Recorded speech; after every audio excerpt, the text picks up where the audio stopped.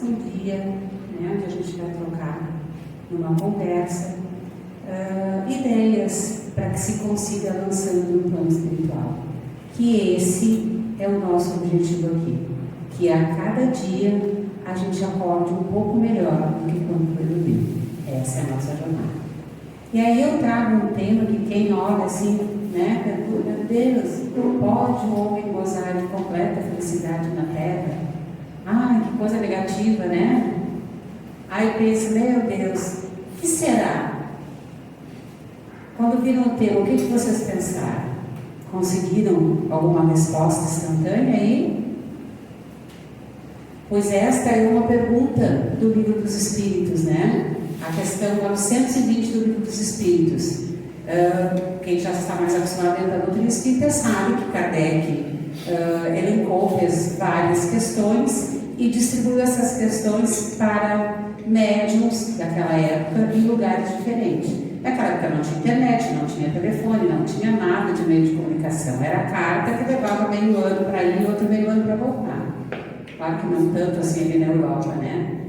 Mas ele fez isso naquela época e todos responderam basicamente a mesma coisa em todas as questões. E é nisso que se baseia o Livro dos Espíritos, né? Onde ele pede essas orientações para esses espíritos para que a gente consiga entender o que veio fazer nesse momento. E a primeira coisa que a gente tem que se dar conta é que nós estamos num mundo de expiação e provas. Mas o que é isso? O que são expiações e provas? As expiações são todas aquelas questões que nós na vida anterior, sabe, assim, não fomos num caminho muito como deveria ter sido e que a gente traz para cá, onde a gente vai fazer a prova para mostrar que a gente aprendeu. Porque entre uma reencarnação e outra a gente vai para a erreticidade. Lá na erreticidade a gente estuda, é orientado e constrói um plano reencarnatório. E nesse plano reencarnatório a gente se compromete com a espiritualidade. Se não tem paciência, aprender a ser paciente. Se é uma pessoa negligente, aprender a ser uma pessoa mais organizada, né, mais comprometida. Se é uma pessoa de gênio difícil, adoçar o seu gênio. E aí a gente vai ir e voltar quantas vezes for preciso até conseguir chegar mais perto do Cristo e ir, quem sabe então, para um mundo dos mundos felizes, né? É onde o bem e o mal já vão estar, assim, o bem já vai estar acima do mal e as provas não serão tão difíceis. Né? Já não carregaremos as expiações, significa que nós nos libertamos das expiações e vamos só continuar provando que nós temos condições de nos tornarmos uns seres totalmente de luz. Né? Então, Kardec pergunta, né, para os espíritos: se pode o homem gozar de completa felicidade na Terra? E os benfeitores respondem: não, por isso que a vida lhe foi dada como prova ou expiação. Dele, porém, depende a suavização de seus males e o ser tão feliz quanto possível na Terra. Nós temos muitas pessoas que estão sempre gemendo, se queixando, sempre parece que assim... eu ouvi uma vez, quando eu terminei uma palestra no tema Aparecida, a pessoa disse assim: eu não sei o que eu tenho. Eu tenho um marido maravilhoso que me leva para a cama, filhos maravilhosos que estudaram, estão todos bem, eu moro numa casa confortável, tenho um carro do ano, mas eu estou sempre me sentindo infeliz. Será que tem aí?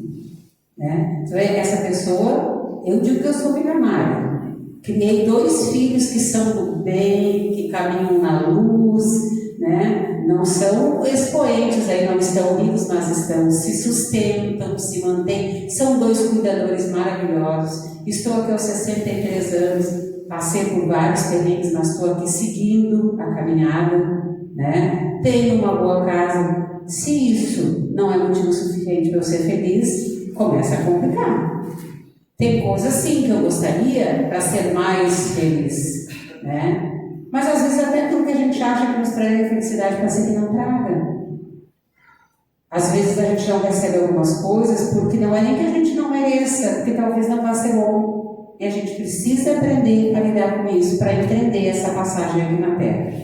Né? A gente entendendo isso vai ficar um pouco mais leve. Então, sendo a terra um planeta de expiações, é natural que não encontremos aqui a felicidade suprema. Mas alguns momentos de alegria que se alternarão com outros de tristeza e decepções. Ocorre que muitas pessoas insistem em se ver como ser material, não se olham como espírito, né? Ignorando ou fingindo ignorar que o objetivo final das experiências encarnatórias é a evolução espiritual, razão de nossa passagem neste planeta. Quando a gente conseguir se desligar do que é terreno e entender que nós não somos matéria, né? Que nós estamos matéria em função dessa encarnação, isso fica um pouco mais leve. A gente, inclusive, passa a precisar de menos coisas para viver. A gente passa a precisar de tanto, de querer tanto, sabe? Porque tem pessoas que daqui a pouco tem o caso dessa senhora que me disse isso na palestra, tem tudo e não é feliz. Por quê? Onde está morando a felicidade dela? O que é ser feliz? Né? Hoje, no mundo que nós estamos vivendo de tanta violência, de tanta drogadição, de tanta, né? Que as pessoas até perguntam, mas o Faté está progredindo, como é que isso está aparecendo tanto? Justamente isso, para que a gente se indigne, se fique indignado e tente transformar isso, né? Então, nesse mundo, hoje em dia, a gente conseguir estar aqui hoje, numa tarde, conversando, tendo esse momento, isso já é um grande motivo de felicidade. Eu sempre digo, acordou de manhã, respirou, opa, estou feliz. Mais um dia para eu melhorar aquilo que não foi legal. Né? Isso é outra coisa que nós vamos aprender a fazer aqui. Quando deitar de noite, botar a cabeça no travesseiro e pensar, e agora? Como é que foi meu dia hoje? Ah, mas aqui eu não fiz muito legal. Aí a gente vai ficar se remoendo? Não. O que eu vou fazer para na próxima vez fazer melhor? Eu quero me tornar um ser melhor.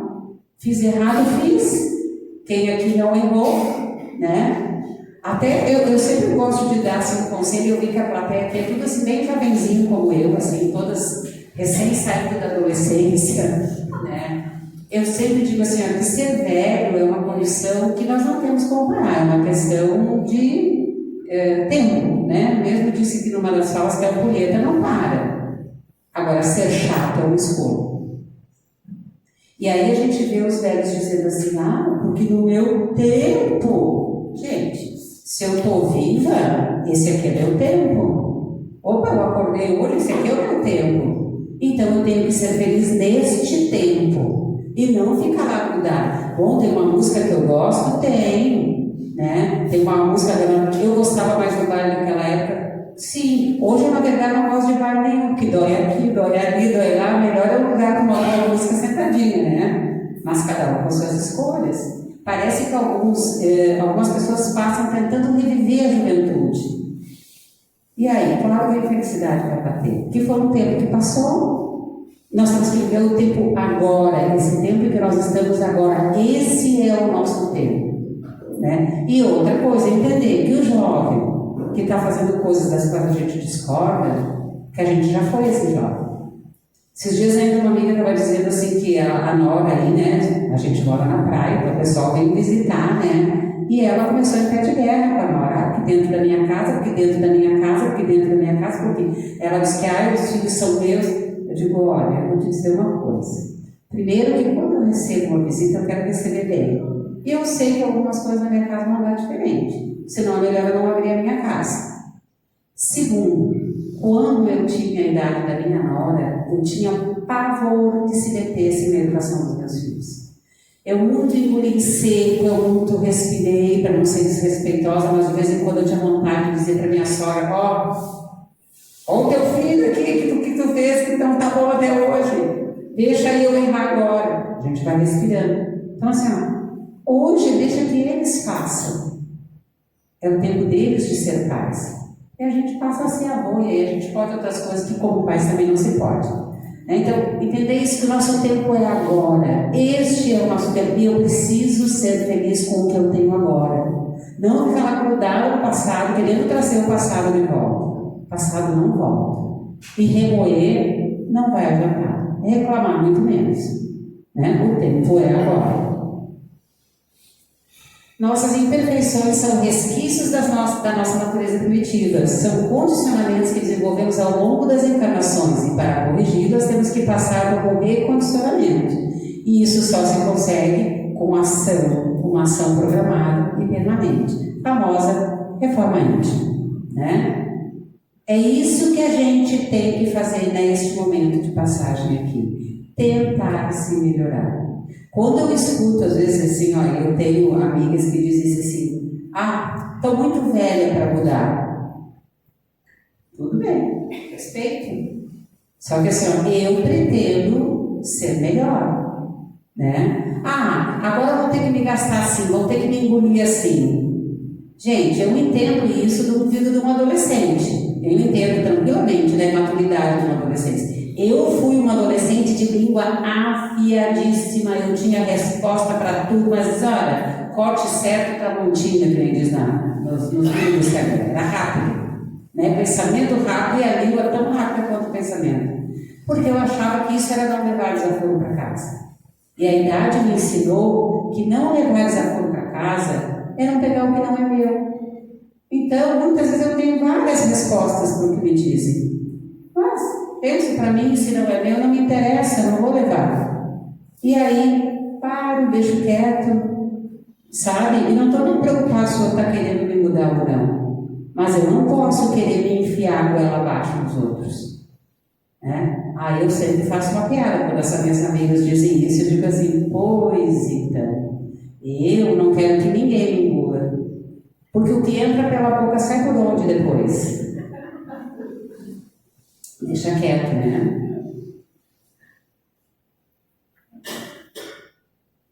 Então a gente não tem que querer que ninguém nos engula. Uma coisa é a gente pedir por respeito, mas respeito precisa ser conquistado e tem que ser com respeito. E se alguém não te respeita e tu não consegue isso, talvez tu não tenha mais que estar perto dessa pessoa.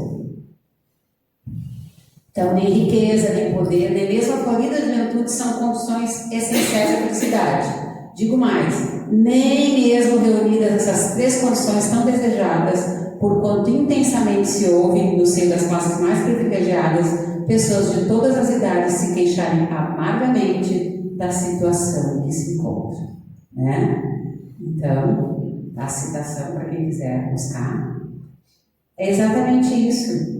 A condição de ser feliz é o quanto eu me satisfaço com o que eu tenho hoje. Né? O que não significa que eu não possa buscar mais, são coisas diferentes. Não é comodismo dizer, não, assim, outra coisa de velho, por favor, desculpe se eu estiver botando uns chapéus nas cabeças. Como é que tu tá? Do jeito que Deus quer, do jeito que Deus manda. Gente, Deus é Pai, Deus quer ver a gente feliz. Né? O que a gente quer para os filhos da gente? A gente quer felicidade. Então, assim, se eu quero estar como Deus quer, então a primeira coisa é botar um sorriso no rosto. Botar um sorriso no rosto, né? Passar o batom, me esqueci hoje, né? Passar o batom, ajeitar. Vai a vida, não interessa a tua idade. É ser feliz, felicidade contagia. E mau humor também. Quem nunca teve um colega de trabalho que entrava, eu vou falar em sala de professores, porque eu fui professora há muito tempo, e que transformava o ar da sala de professores. Né? Às vezes só com a cara que botava o pé. Gente, quem não tem um familiar que chega nas festas de fim de ano, mas tem que convidar fulano, pois é, a gente tem que estar aqui, né? É da família, vamos respirar. Vamos respeitar o tempo dele, que não amadureceu espiritualmente ainda, né? Mas eu não quero ser esse. Eu prefiro ser aquela pessoa que todo mundo lembra logo, né? Porque quer por perto. Isso faz diferença. Que é outra queixa dos idosos. Porque estou sozinho, mas e como é que tu recebe as pessoas? Tu recebe bem as pessoas ou recebe reclamando? Né? Eu tenho uma pessoa na família que convida e depois fica achando ruim, que tá banheiro para molhar, que não sei o que, do que isso, do que aquilo, porque a conta da luz subiu. Então não convida. Seleciona, faz aquilo que tu acha que vai ser bom para ti, porque a gente não tem que se violentar também pela felicidade dos outros. A gente tem que cuidar daquilo que está bom para nós. né? Essa também não é meu, tá? Diz assim, ó, durante muitos anos esperei encontrar alguém que me compreenda, alguém que me aceite como sou, capaz de me oferecer felicidade, apesar das duras provas. Apenas ontem descobri que esse mágico alguém é o rosto que eu vi no espelho. E aí fica aquela coisa assim, que eu tenho que encontrar metade da minha laranja. Aí vocês me desculpem, mas eu sou egoísta. Para mim, só a laranja inteira. Essa coisa de metade não dá. Esse é o ponto que eu sou egoísta e não vou dividir, né? Então assim, tu não vai, a tua felicidade não está nos filhos, a tua felicidade não está no vizinho, não está no par amoroso. A tua felicidade tem que estar dentro de ti. Tu tem que estar de bem contigo, tu tem que te autoconhecer, saber o que te incomoda, o que não te incomoda, não permitir aquilo que te tira, né, demais a paciência, daqui a pouco elaborar essa paciência, melhorar essa paciência, mas não é o outro, porque essa evolução, ela é nossa. Que bom que mais gente volte, e isso é o que eu acho muito legal numa casa espírita, porque é mais gente tentando seguir, né, junto, parece que a caminhada fica mais leve. Eu sempre digo que caminhar sozinha é mais difícil, né, mas ainda assim ela é de cada um. E é outra coisa que a gente olha, mas fulano, olha como é que está dentro de uma casa espírita. Que bom que está na casa espírita, imagina se não tivesse, né? Então, vamos lá, que aqui é lugar de se melhorar, aqui é lugar de aprender a felicidade. Vou ter que dar uma corrida. A felicidade depende exclusivamente de cada criatura, brota da sua intimidade, depende do seu interior, como ensinou o mestre Galileu. O reino do céu está dentro de vós, está dentro de cada um. Até porque às vezes aquilo que me faz feliz não faz o outro feliz, né? Assim, a comparação simples é com a comida. O pessoal vem para a praia, ama peixe, camarão, eu não gosto, né? Meu prato preferido guisadinho com batata. Amo o arroz com feijão. Cada um com a sua preferência. Então a felicidade é como o gosto alimentar. Ele é de cada um, né? Aquilo que faz o outro feliz talvez não me faça feliz. E isso a gente tem que aprender principalmente com relação aos filhos. E respeitar que para os filhos felicidade talvez seja diferente daquilo que nós entendemos ser felicidade. Rir da mesma piada várias vezes, né? A gente conta uma piada, a pessoa ri, né? Daqui a pouco tu conta a segunda vez, a pessoa ri um pouquinho também. Na terceira vez a pessoa não ri, e tu pergunta, por que tu não riu? É a terceira vez que tu conta a mesma piada. Mas engraçado que chorar pela mesma pessoa, pela mesma situação, tem gente que fica meses, anos chorando pela mesma situação. E aqui eu vou pegar bem pesado, por exemplo, quando se fala do desencarne de alguém na família. Nós espíritas entendemos que o desencarne pode ser inclusive um livramento, pode ser uma bênção, que ele é o fim de uma jornada, quando é um desencarne natural, que estava programado no nosso plano reencarnatório, né? E que para a pessoa que partiu, é muito importante que eu do lado de cá fique bem. A gente sofre, sim, a gente sofre. Imagina eu desencarnar e ver que ninguém derramou uma lágrima.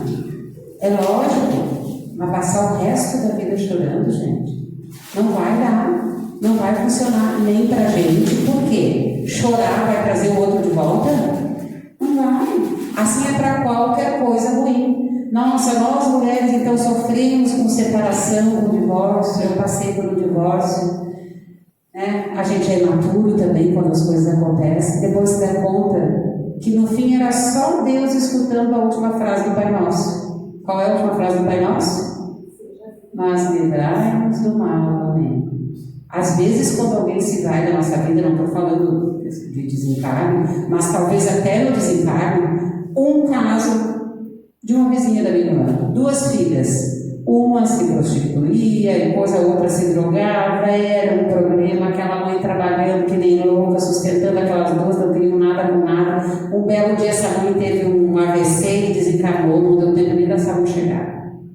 Nós pensamos, agora a casa vai virar aquilo, né? Que vai ser droga e prostituição, já estava a vizinhança sem alas. Tomaram jeito. Gente, até uma delas desencarnou agora há pouco tempo. A que se drogava conseguiu se tratar, foi adiante, casou, foi viver numa fazenda no interior de São Paulo. A outra menina também terminou os estudos, foi para a faculdade, hoje é uma profissional bem colocada, bem organizada. Então, às vezes, até o desencarne é uma forma de nos levar para frente. O que a gente precisa passar é acreditar nos desígnios de Deus. Isso faz toda a diferença. Vou dar mais uma aceleradinha aqui. Então, vou pular. Aqui. Nem sempre é o fato em si o grande problema, mas o estado de ânimo e a forma de encarar aquele, como se deve encarar, porque é aquele que o deve enfrentar. Tá? Aqui tem duas figuras. Mesmo copo d'água, um não para de se debater e o outro resolveu boiar. Às vezes é só isso, é só uma forma de encarar o problema. Vocês lembram de um avião que teve um pouso forçado em Nova York, no Hudson, que graças a Deus ninguém teve maiores danos, né, na saúde? Dali saiu gente que saiu de maca, em pânico, gente que saiu traumatizada, gente que talvez não pegou mais o avião, gente que saiu dando risada e contando como façanha, e gente que só encarou como mais uma coisa do dia. O fato é o mesmo. Mas a vivência de cada um vai fazer com que a gente encare a mesma situação de formas diferentes.